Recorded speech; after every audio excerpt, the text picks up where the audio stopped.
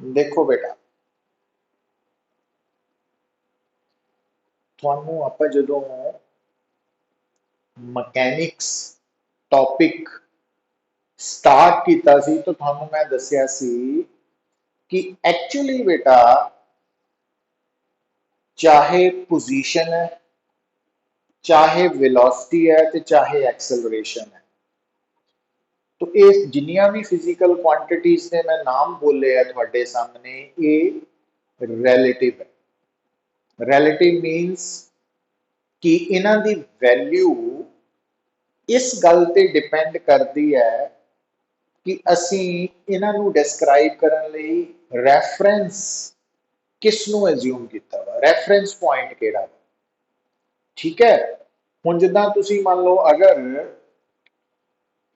इस वक्त चेयर पे बैठे हैं या बैड पे बैठे हैं तो इस वक्त तुसी अगर अपनी पोजीशन नू एक्सप्रैस करते हैं तो अगर बेटा तुसी फ्लोर नू फर्श नू अगर तुसी रेफरेंस लेवल मानते हैं, रेफरेंस पॉइंट मानते हैं तो तुसी जमीन तो ऊपर है ना, उस पॉइंट तो ऊपर। पर जे तुसी छत नू, कमरे की छत नू रेफरेंस मानते हैं तो थोड़ी पोजीशन नीचे थले नू है। मतलब तुसी की देख रहे हैं कि इको वक्त ते तुसी जमीन तो ऊपर भी है तो छत तो नीचे भी है। तो ये नहीं कह सकते कि मैं सारे तो उत्ते हैं या सारे तो नीचे है ना, रिलेटिवली। इसी तरह नाल आप एक एग्जाम्पल लई सी कि अगर मान लो तुसी चलती कार च बैठे हुए हैं है ना, सीट पे बैठे हैं तो विद रिस्पेक्ट टू कार तुसी रेस्ट पे, पर विद रिस्पेक्ट टू अर्थ या आउटसाइड ऑब्जेक्ट्स तुसी मोशन च। अच्छा, हुण कई बार तुसी लोग भी जिस तरह मान लो तुसी एक वाइड रोड है तो कई बार आप कि जे सड़क खाली है तो दो असी मान लो एक्टिवा ते जा रहे हैं, तुसी और तुहाडे फ्रेंड है तो तुसी कई बार इको लाइन च चलना शुरू कर देने हैं और आपस च गल्लां कर रहे हैं तो उस वक्त तुसी एक दूजे के अकॉर्डिंगली इदा चल रहे होंगे, गल्लां कर रहे होंगे जिदा एक दूजे के सामने खड़े हुए है ना। तो विद रिस्पेक्ट टू अर्थ तुहाडी एक्टिवा चल रही है पर with respect to each other थोड़ी रिलेटिव वेलोसिटी जीरो होंगी। तो कहने का मतलब ये बेटा कि जी ऑब्जेक्ट है ना, वो जी स्टेट है, पोजीशन है या वेलोसिटी है या एक्सेलरेशन है, जदों भी आप उसको एक्सप्रैस करते हैं तो रेफरेंस पॉइंट नू कंसिडर करना बड़ा जरूरी होता। मतलब वो विदाउट रेफरेंस असी एक्सप्रैस नहीं कर पाते या कर सकते, तो रेफरेंस पॉइंट नू कंसिडर करना जरूरी है। और जनरली जदों तुहाडे सामने किसी भी statement they which position, velocity या एक्सेलरेशन एक्सप्रैस किए हुए है पर बिना रेफरेंस पॉइंट नू मैंशन किए, तो यह गल भी मैं तुहानू दसी सीगी कि आपां उस वक्त सानू पता कि रेफरेंस पॉइंट कौन है, any point fixed on the surface of अर्थ है ना। जो असीं ये कहने हैं ना कि कार की वेलोसिटी तो 60 किलोमीटर पर आवर है ड्यू नॉर्थ, तो यह मतलब अंडरस्टूड ही है भी स्टेटमेंट क्योंकि रेफरेंस मिसिंग है पॉइंट, तो इस कारण करके ये जी कार की velocity 60 kilometre per hour due north है, ये with respect to any point fixed on the surface of earth की गल हो रही है। चाहे नहीं भी बोलिया जा रहा तो सानू पता वा। तो ये गल हमेशा लिए याद रखनी होंगी है कि जदों भी थोड़े सामने पोजीशन, वेलोसिटी, एक्सेलरेशन बिना रेफरेंस पॉइंट दे एक्सप्रैस हो रही कीतियां जा रही तो वो विद रिस्पेक्ट टू अर्थ है, ये श्योर है ना, ये कन्वेंशन है, तो इनू फॉलो करना तुसीं। हुण बेटा, हुण अज जिहड़ा आपां टॉपिक है फ्रेम ऑफ रेफरेंस ते शिफ्ट हो रहे हैं ना, गल एक्चुअली की है फ्रेम ऑफ रेफरेंस बेसिकली जिहड़ा तुहाडा रेफरेंस पॉइंट है ना, तो ਉਹਦੇ ਨਾਲ ਅਟੈਚਡ ਕੋਆਰਡੀਨੇਟ सिस्टम है। ਤੁਸੀਂ देखा है ना कि ਜਦੋਂ ਆਪਾਂ ਕਿਸੇ ਵੀ ਪਾਰਟੀਕਲ ਦੀ ਪੋਜੀਸ਼ਨ ਨੂੰ ਲੋਕੇਟ ਕਰਦੇ हैं ਤਾਂ ਅਸੀਂ ਦੇਖਦੇ ਹਾਂ ਕਿ ਉਹ along x axis ਕਿੰਨੀ ਦੂਰ ਹੈ, along y axis, along z axis, ਫਿਰ ਆਪਾਂ ਉਹਦੇ ਪੋਜੀਸ਼ਨ ਕੋਆਰਡੀਨੇਟਸ ਲਿਖਦੇ ਹਾਂ x y z, ਹੈ ਨਾ। ਉਹ ਤੋਂ ਹੁਣ ਬੇਟਾ ਕੋਆਰਡੀਨੇਟ ਸਿਸਟਮ ਦਾ ਕੰਮ ਹੈ ਪਾਰਟੀਕਲ ਦੀ ਪੋਜੀਸ਼ਨ ਨੂੰ ਐਕਸਪ੍ਰੈਸ ਕਰਨਾ, ਤੇ ਜਿਹੜੀ ਵਾਚ ਹੈ ਘੜੀ, ਉਹਦਾ ਕੰਮ ਹੈ ਟਾਈਮ ਨੋਟ ਕਰਨਾ। ਆਪਾਂ ਜਨਰਲੀ ਇਦਾਂ ਕਹਿ ਸਕਦੇ ਹਾਂ ਇਸ ਲੈਵਲ ਤੇ ਕਿ ਟਾਈਮ ਘੜੀ ਤੋਂ ਪਤਾ ਲੱਗ ਜਾਂਦਾ ਨਾ, क्लॉक तो लग जाता, वॉच तो लग जाता। तो अगर बेटा जेड़ा कोऑर्डिनेट सिस्टम है ਉਹਦਾ ਕੰਮ है पोजीशन ਨੂੰ ਦੱਸਣਾ, ਤੇ वॉच या क्लॉक ਦਾ ਕੰਮ है टाइम ਨੂੰ ਦੱਸਣਾ। पर ਜਦੋਂ ਇਹ ਦੋਨੋਂ ਮਿਲ ਜਾਣ, ਦੋਨੋਂ ਮਿਲ ਗਏ, ਤਾਂ ਮਿਲ ਕੇ ਕੀ ਹੋਏਗਾ ਕਿ ਹੁਣ पोजीशन XYZ ਦੇ ਨਾਲ टाइम भी मेजर हो सकता। ਤਾਂ ਅਸੀਂ ਫਿਰ ਉਹਨੂੰ ਕੀ ਕਹਿ ਦਿੰਦੇ ਆ, फ्रेम ऑफ रेफरेंस। मतलब फ्रेम ऑफ रेफरेंस ਦੇ ਵਿੱਚ ਬੇਟਾ पोजीशन ਤੇ टाइम ਨੂੰ ਦੋਨਾਂ ਨੂੰ ਹੀ मेजर ਕੀਤਾ ਜਾ ਸਕਦਾ, जबकि कोऑर्डिनेट सिस्टम च ਅਸੀਂ सिर्फ पोजीशन मेजर कर सकते हैं। तो फ्रेम ऑफ रेफरेंस का मतलब ਅਸੀਂ अलग-अलग टाइम ਤੇ पोजीशन मेजर कर सकते, मतलब टाइम भी नाल मेजर हो जाएगा। इस तरीके नाल ਤੁਸੀਂ एक लाइन च ਇਹਨੂੰ स्टेटमेंट ਨੂੰ समझ सकते हैं। तो ये है। ਹੁਣ बेटा अगर ਅਸੀਂ जो फ्रेम ऑफ रेफरेंस है ਉਹਦਾ ਜਿਹੜਾ ओरिजिन है, ठीक है, ਉਹਨੂੰ ਅਸੀਂ अटैच कर ਦਿੰਦੇ ਆ ਕਿਹਦੇ ਨਾਲ, मूविंग कार ਦੇ ਨਾਲ। मतलब मूविंग कार जो है ਉਹਦੇ ਨਾਲ ਅਸੀਂ फ्रेम ऑफ रेफरेंस ਨੂੰ ਮੰਨ ਲੈਂਦੇ ਆ कि अटैच्ड है। ਉਹਦਾ मीनिंग ਕੀ है ਪੁੱਤਰ, ਉਹਦਾ मीनिंग समझो कि अगर मान लो ਜਿਹੜੀ कार है, ਹੁਣ अगर वो सड़क ਤੇ जा रही है, मूव कर रही है, ठीक है, ਤੁਸੀਂ अच्छा ਇਹਦੇ ਲਈ बेटर एग्जांपल कार, क्योंकि साइज छोटा है ना, तो समझण ਚ थोड़ा ਜਿਹਾ मुश्किल हो सकती है। ਆਪਾਂ कार ਦੀ ਜਗ੍ਹਾ एक खुली बॉडी ले ਲੈਂਦੇ ਆ, ट्रेन। ਹੁਣ ट्रेन बड़ी खुली बॉडी है ना, ਹੁਣ ਉਹਦੇ ਨਾਲ ਗੱਲ ਸਮਝਣੀ ਹੋਰ ਵੀ ਤੁਹਾਡੇ ਲਈ ਆਸਾਨ ਹੋ ਜਾਏਗੀ। तो ਆਪਾਂ कार ਤੋਂ ट्रेन ਵੱਲ चला गए। ਹੁਣ ਮੰਨ ਲਓ ट्रेन मूव कर रही है, ठीक है।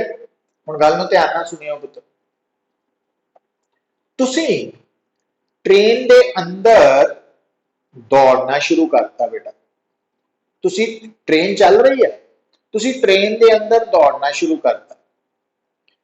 ਹੁਣ ਜਦੋਂ ਤੁਸੀਂ ट्रेन ਦੇ ਅੰਦਰ ਦੌੜ ਰਹੇ ਆ ਬੇਟਾ, ਤਾਂ ਉਸ ਵਕਤ ਅਸੀਂ ਤੁਹਾਡੀ ਜਿਹੜੀ ਵੈਲੋਸਿਟੀ ਹੈ ਉਹ ਦੋ ਤਰ੍ਹਾਂ ਨਾਲ ਐਕਸਪ੍ਰੈਸ ਕਰ ਸਕਦੇ ਆ। ਇੱਕ, ਜਿਸ ਵਕਤ ਤੁਸੀਂ ट्रेन ਦੇ ਅੰਦਰ ਦੌੜ ਰਹੇ ਆ, ਇੱਕ ਤਾਂ ਤੁਹਾਡੀ ਵੈਲੋਸਿਟੀ ਹੋਏਗੀ विद रिस्पेक्ट टू ट्रेन।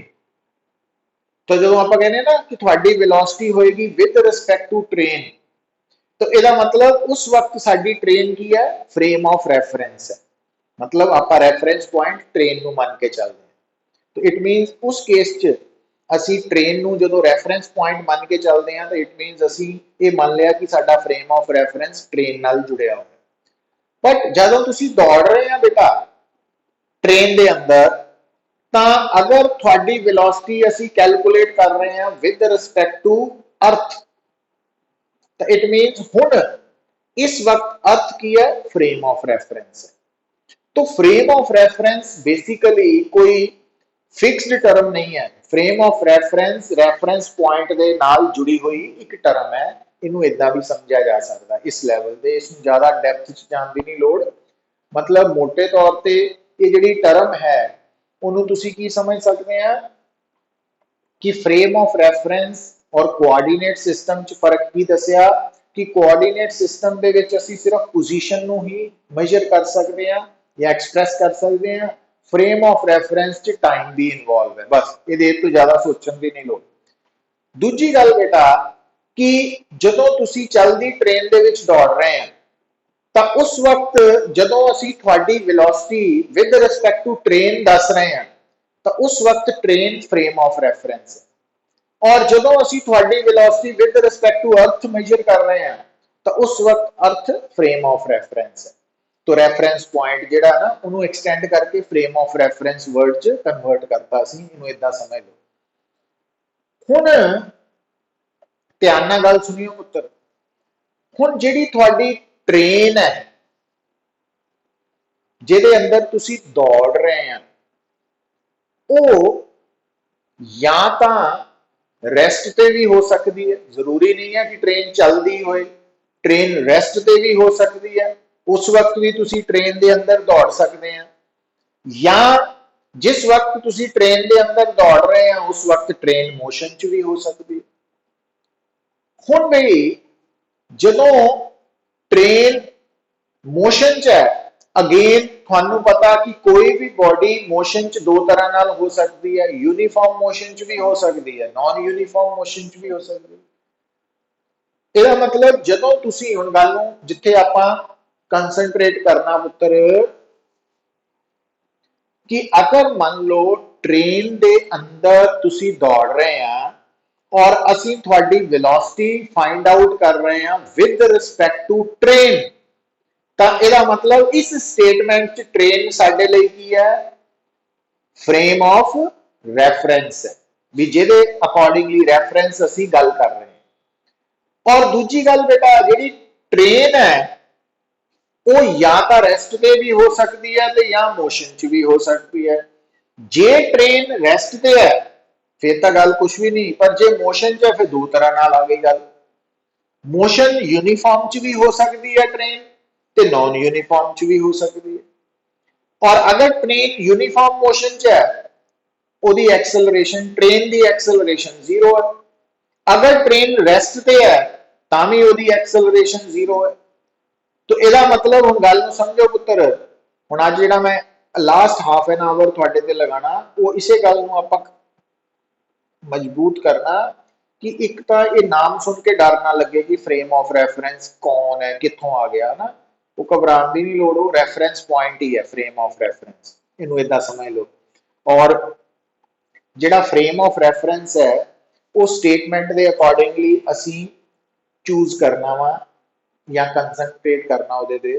ਹੁਣ ਜਿੱਦਾਂ ਮੰਨ ਲਓ ਮੈਨੂੰ ਕੋਈ ਕਹੇ ਕਿ ਇੱਕ ਪਰਸਨ ਟ੍ਰੇਨ ਦੇ ਅੰਦਰ ਦੌੜ ਰਿਹਾ ਵਾ तो ਉਹਦੀ velocity with respect to train find out ਕਰੋ, ਤਾਂ ਇਸ ਪ੍ਰੋਬਲਮ 'ਚ ਮੇਰੇ ਲਈ ਟ੍ਰੇਨ frame of reference ਦਾ ਰੋਲ ਪਲੇ ਕਰੇਗੀ। ਔਰ ਅਗਰ ਮੈਨੂੰ ਕੋਈ ਕਹੇ ਕਿ ਟ੍ਰੇਨ ਦੇ ਅੰਦਰ ਆਦਮੀ ਦੌੜ ਰਿਹਾ ਵਾ ਉਹਦੀ velocity with respect to earth find out करो, इसका मतलब उस केस च अर्थ की है उस फ्रेम ऑफ रेफरेंस आ जाएगा। तो हर रेफरेंस के नाल असी एक फ्रेम जोड़ देने हैं तो उन्होंने फ्रेम ऑफ रेफरेंस कहने हैं। पहली गल मुक गई है, इत्थे तक किसी को कोई डाउट मिला तो ये दसो पुत मैनूं।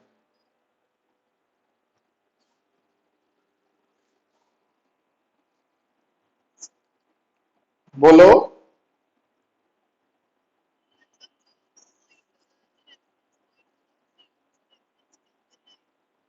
नहीं, reference point he frame of reference है, इदा समझ लो, इनू इदा समझ लो कि reference point he frame of reference है, दैट्स ऑल। मतलब वो कंफ्यूज होने की नहीं तुहानू लोड़ हले, ठीक है, कि फ्रेम ऑफ रेफरेंस ते रेफरेंस पॉइंट इको चीज है, सेम है। तो ये अंडरलाइन करके लिख लो चाहे। और कोई डाउट?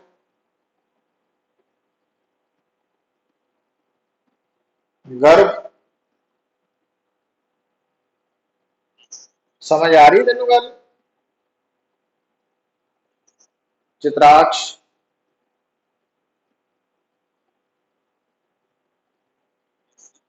समझ आ रही है? आर्यन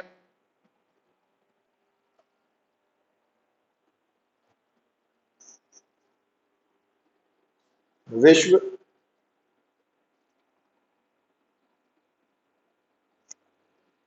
समझ आ रही है? कृष्णा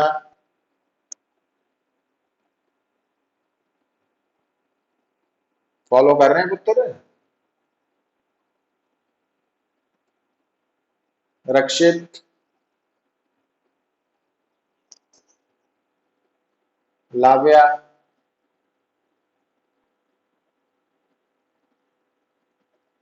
मान्या,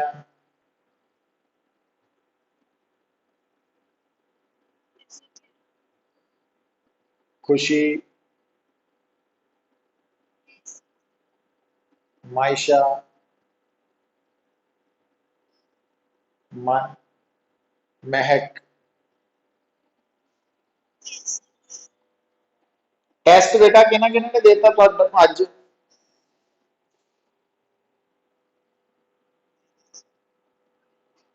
कोई गल नहीं, लंबे की नहीं परवाह करनी।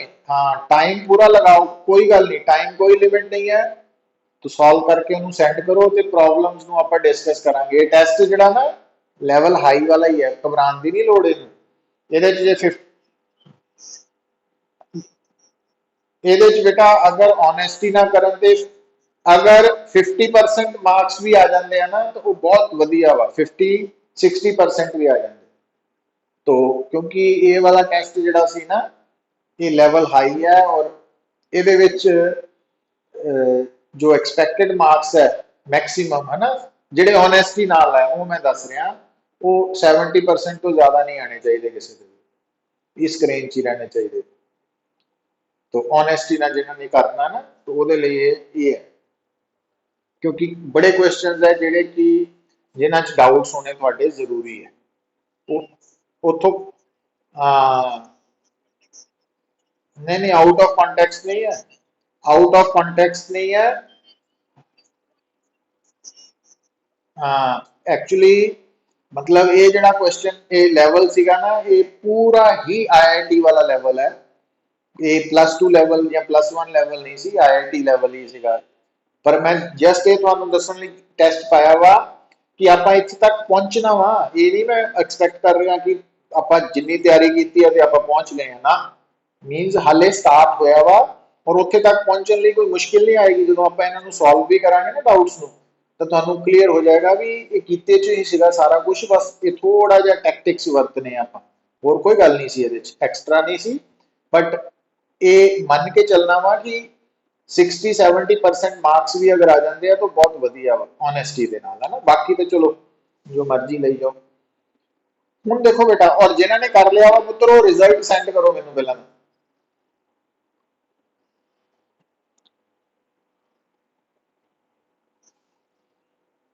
कोई गल नहीं,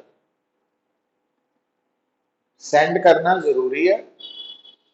और जिथे जिथे सॉल्व भी, हाँ जिथे सॉल्व भी किया ना वो कॉपी भी नाल रखनी है। जो आना ना मेरे को लैके आनी नाल कॉपी, जिथे सॉल्व करके चाहे रफ वर्क ही किया वा वो चेक करना है। हाँ ये मन है ना, और रफ वर्क जिथे भी किया वा वो नाल पेजिस लैके आने हैं, फिर आपां उहदे बारे डिस्कस करना। चलो वापस आने हैं फ्रेम ऑफ रेफरेंस के पॉइंट पे। तो एक्चुअली बेटा जिहड़ी गल ਇਹਦੇ ਵਿੱਚੋਂ ਕਨਕਲੂਡ ਕਰਨੀ ਹੈ ਆਪਾਂ ਨਾ, ਉੱਥੇ ਤੱਕ ਪਹੁੰਚਣ ਦੇ ਲਈ ਆਪਾਂ ਆਰਾਮ ਨਾਲ ਚੱਲ ਰਹੇ ਸੀਗੇ ਤੇ ਉਹ ਗੱਲ ਕੀ ਕਰ ਰਹੇ ਆ ਕਿ ਆਪਾਂ ਇੱਕ ਬਹੁਤ ਵਧੀਆ ਐਗਜ਼ਾਮਪਲ ਚੂਜ਼ ਕਰ ਲਈ ਕਿ ਟ੍ਰੇਨ, ਕਿਉਂਕਿ ਖੁੱਲੀ ਡੁੱਲੀ ਹੈ ਟ੍ਰੇਨ, ਤਾਂ ਉਹਦੇ ਅੰਦਰ ਇੱਕ ਪਰਸਨ ਦੌੜ ਰਿਹਾ ਵਾ, ਚੱਲ ਵੀ ਸਕਦਾ ਵਾ, ਜੇ ਉਹਨੂੰ ਸਾਹ ਚੜ ਜਾਏ ਤਾਂ ਚੱਲਣ ਲੱਗ ਪਏ।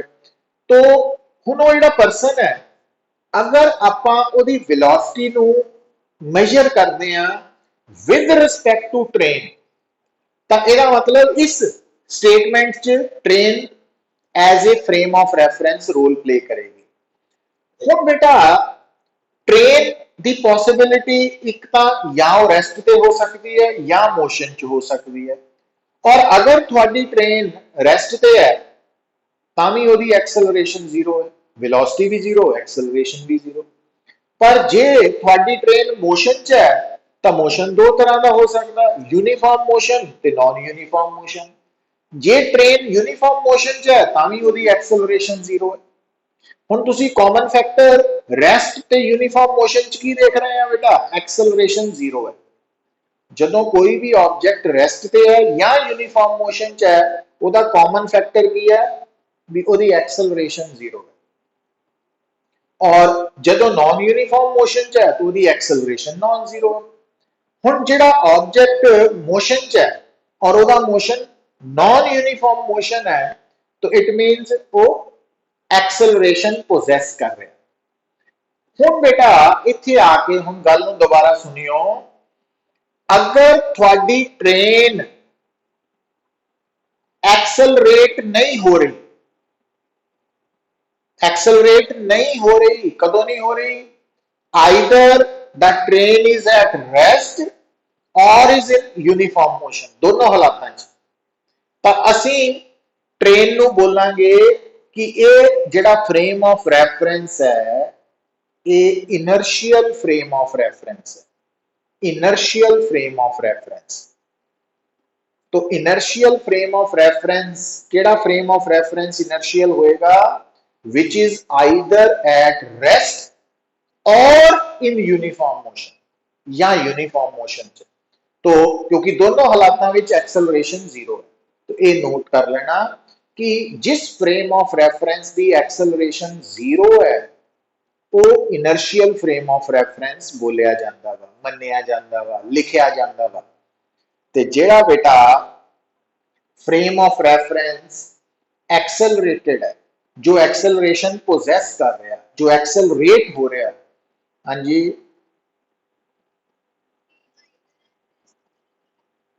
हाँ हाँ, इनर्शियल फ्रेम द मीनिंग किया which is either at rest or in uniform motion, because inertial frame of reference means possessing zero acceleration, यदि कोई एक्सेलरेशन नहीं। ते नॉन इनर्शियल फ्रेम है जो एक्सेलरेशन पोजेस कर रहे हैं। तो हुण बेटा गल की समझ आई कि आपां ये तो समझ चुके हैं या समझ आ जानी चाहिए है, तो जे कोई डाउट है तो पूछ लेना चाहिए वा कि कोई भी पोजीशन वेलोसिटी एक्सेलरेशन ऑब्जेक्ट की जदों असी एक्सप्रैस करते हैं तो रेफरेंस पॉइंट नू सिलेक्ट करते हैं। तो रेफरेंस पॉइंट नू ही असी फ्रेम ऑफ रेफरेंस मन के चलते हैं ना उस कंडीशन का। तो मतलब जिस रेफरेंस पॉइंट के अकॉर्डिंगली असी पोजीशन वेलोसिटी या एक्सेलरेशन फाइंड आउट करनी है, वो साडे लई फ्रेम ऑफ रेफरेंस है। और फ्रेम ऑफ रेफरेंस ट्रेन की एग्जाम्पल तो आप समझ लिया कि जे मान लो आदमी रुकी हुई ट्रेन च दौड़ रहा वा, तो रुकी हुई train inertial frame of reference है।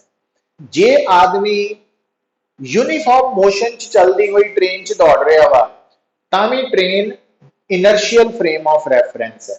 पर जे बेटा थोड़ी ट्रेन जिहदे च आदमी दौड़ रहा वा अगर वो एक्सेलरेट हो रही है ना, एक्सेलरेट हो रही है, तो फिर वो साडे लई नॉन इनर्शियल फ्रेम होएगी। तो ਇਹਦਾ मतलब ਜਦੋਂ भी तुसी कोई भी प्रॉब्लम ਨੂੰ सॉल्व करते हैं तो ਜਿਹੜਾ रेफरेंस फ्रेम है ना, फ्रेम ऑफ रेफरेंस जिन्हों आप पूरा नाम कहते हैं, तो ਉਹਦੇ बारे की जानना साडे लिए बड़ा जरूरी हुंदा कि ये इनर्शियल है कि नॉन इनर्शियल है, और ਇਹਦਾ फर्क असी कित्थे पैंदा वा सॉल्व करन ते है, भी किद्दां अप्रोच लैनी है, वो सारा डिस्कस करना आपां इत्थे। तो इस कारण करके सब तो पहला तो तुहानू रेफरेंस पॉइंट नू पता लगना चाहिए भी अज तो बाद एक नवा नाम आ गया फ्रेम ऑफ रेफरेंस। दूजी गल, फ्रेम ऑफ रेफरेंस रेस्ट ते हो सकता बेटा?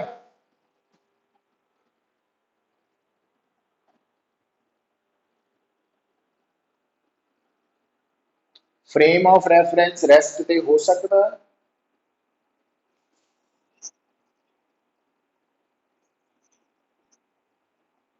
फ्रेम ऑफ रेफरेंस रेस्ट ते हो सकता बेटा? केड़ी एग्जांपल बोली है?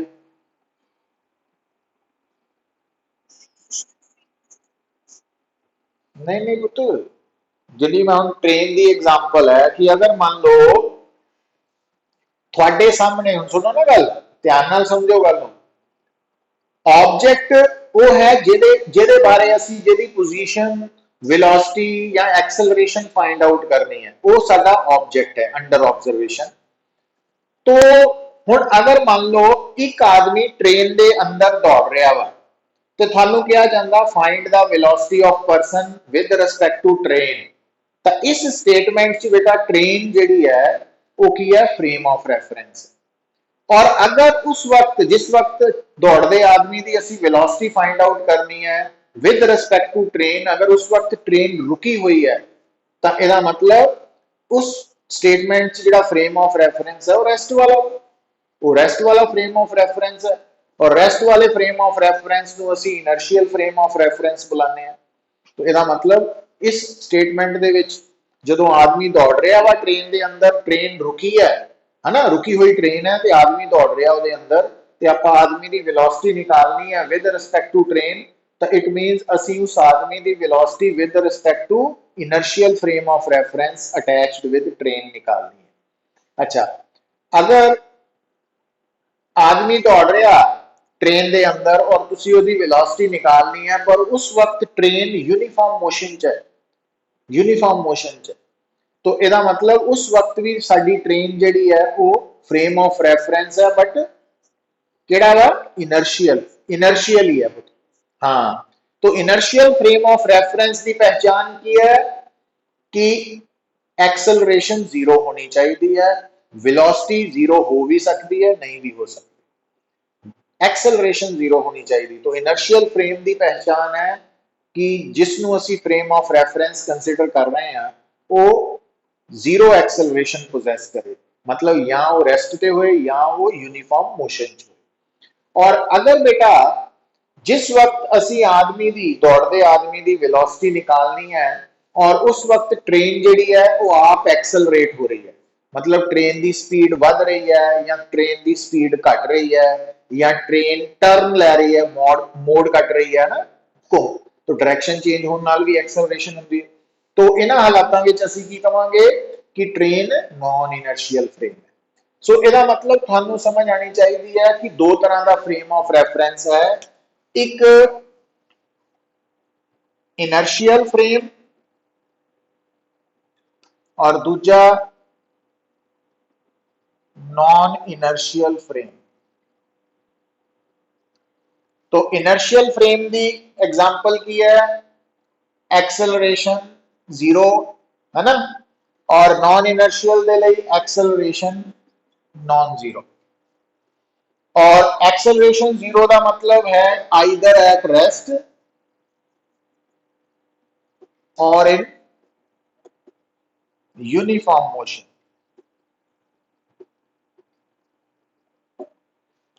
तो जेड़ा नॉन इनर्शियल फ्रेम है क्योंकि वो एक्सेलरेशन पोजेस कर रहा तो वो मोशन च होएगा है ना, वो मोशन च तो होएगा पर उसकी वेलोसिटी चेंज हो रही है। हुण बेटा हुण ये तो गल तुहानू दसी हुई है कि एक्सेलरेशन पोजेस उदों करेगा पार्ट कोई भी फ्रेम ऑफ रेफरेंस या कोई भी बॉडी जदों उसकी वेलोसिटी चेंज हो रही है, और वेलोसिटी स्पीड दे चेंज होने नाल भी हो सकती है, velocity direction of motion they change होने नाल भी हो सकती है, तो किसी तरह नाल भी हो सकती है। तो ये दो पॉइंट्स के विच फर्क पता लगा पुत्र? हाँ, ये डेफिनेशन वाले आप अज इत्थे कवर करके इत्थे रुक रहे हैं अज, तो इस तो ज्यादा नहीं, कल नूं फिर आप इसको दोबारा स्टार्ट करांगे। तो फ्रेम ऑफ रेफरेंस जिहड़ा नाम है देखने नूं बड़ा हैवी नाम है बट एक्चुअली ये रेफरेंस ऑब्जेक्ट ही है, उहदे नाल जुड़ी टर्म ही है, बस इहनूं इदां समझ लो। पर ये नाल समझ लो कि जिहड़ा फ्रेम ऑफ रेफरेंस है उन्होंने दो कैटेगरीज च डिवाइड करके देखना, तो इनर्शियल ते नॉन इनर्शियल। और किसी भी फ्रेम मतलब किसी भी प्रॉब्लम को सॉल्व करते वक्त